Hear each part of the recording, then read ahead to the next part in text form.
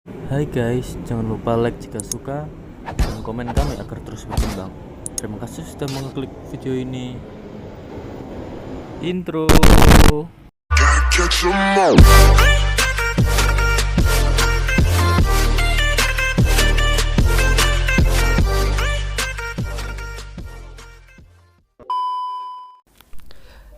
Perkenalkan, ini aku.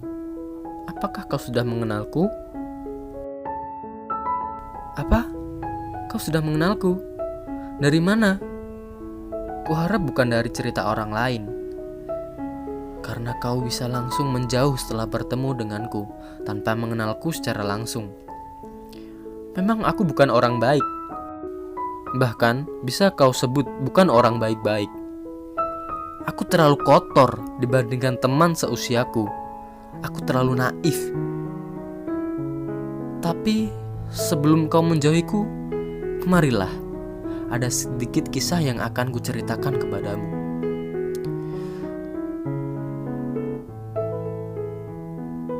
Mungkin kau perlu cemilan untuk ceritaku ini, karena ceritaku ini mungkin akan lebih panjang. Oke, kita mulai dari kisah di saat aku masih duduk di bangku sekolah. Ketika aku sering telat masuk sekolah, ketika aku sering tak masuk sekolah. Kau tahu apa yang kurasakan saat itu? Aku sedang merawat ibuku yang sakit kala itu.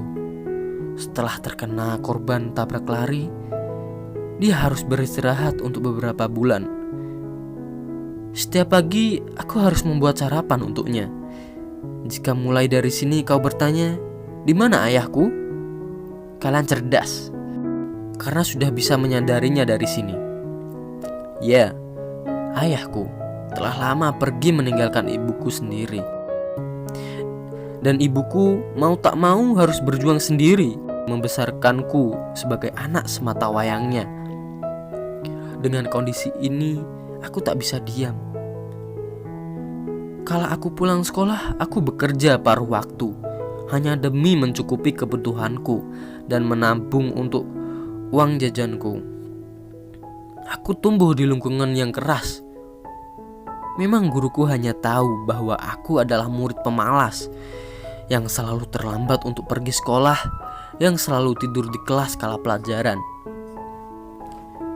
yang selalu tak pernah mengerjakan tugas yang diberikan olehnya.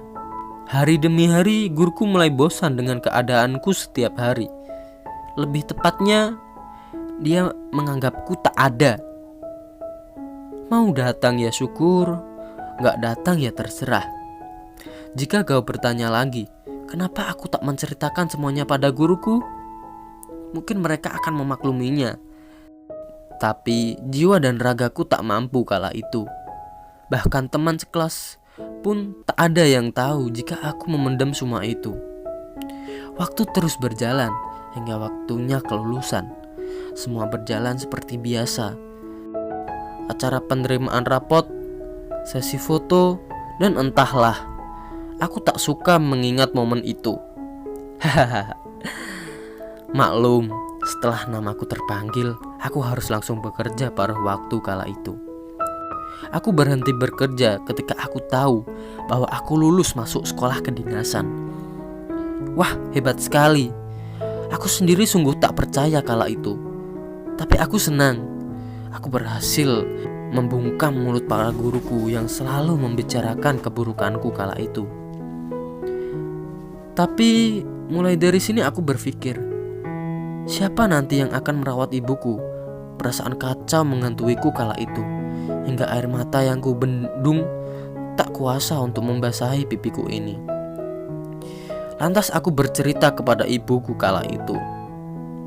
Bu, anakmu masuk sekolah akademi militer. Sembari mencium kaki ibuku yang dipenuhi bekas luka kala kecelakaan dulu. Aku menangis haru bercampur takut. Takut meninggalkan ibu tentunya. Aku bercerita terus terang kepadanya dengan rencanaku yang akan membatalkan sekolah kedinasanku kala itu karena ingin merawat ibuku. Namun ekspektasiku terpatahkan begitu saja kala itu. Setelah mendengar jawaban darinya, Dia berkata bahwa, "Pergilah nak, ini jalan yang ditakdirkan Tuhan untuk menggapai kesuksesanmu kelak." Sambil mengelus rambutku dan berusaha tersenyum, meski dia tahu bahwa aku akan pergi meninggalkannya. Dia selalu terlihat tegar. Bagaimana tidak? Di matanya aku tetap anak kecilnya yang cengeng. Sedikit demi sedikit semangatku mulai terpompa. Mendengar motivasinya, dia memang motivator terbaikku. Wanita tegar yang membesarkan anaknya seorang diri tanpa kehadiran sosok seorang suami. Tak terasa waktu keberangkatanku sudah tiba untuk menempuh di akademi militer. Tak lupa meminta doa restu dari ibuku. Dia hanya tersenyum sambil membisikkan, "Nak, di sana jangan lupa makan ya. Jangan sampai telat. Jangan sampai kamu sakit ya. Nanti kalau sudah di sana, berbuat baiklah dengan teman barumu. Kelak, jika kamu sudah merasa hancur atau sudah merasa tak sanggup untuk menghadapi cobaanmu, ingat kata ibu, kamu ini anak ibu yang tangguh. Masa kamu mau menyerah perihal duniamu?" Sambil tersenyum, ibuku membisikkan semua itu. "Tapi, jika kau rindu ibu, cukup doakan ibu. Maka ibu akan tahu bahwa kau sedang merasa rindu dengan ibu." Apa dayaku? Aku hanya mampu menangis hari itu, mendengar nasihat kepergian yang ibu berikan kepadaku. Hingga saatnya aku benar-benar pergi menempuh pendidikanku. Pendidikanku berjalan 3 bulan sebelum aku benar-benar dilantik sebagai anggota abdi negara kala itu. Di bulan ketiga, aku berpikir bahwa ibu akan menyematkan tanda anggotaku kala itu, dan sedikit menceritakan betapa bodohnya aku saat menahan rindu kepadanya. Aku harus rela menangis sembari menjalani latihan yang beratku kala itu. Para pelatih tak tahu jika aku menangis karena mukaku terlalu kotor untuk melihatkan air mata. Banyak tanah kering yang menempel di mukaku karena bekas latihan penyamaran yang kulakukan setiap hari. Aku selalu menahan haru ketika ingat saran-saran yang diberikan ibu. Waktu berjalan begitu cepat. Tiba saatnya pelantikan anggota. Semua rekanku didatangi sanak saudara.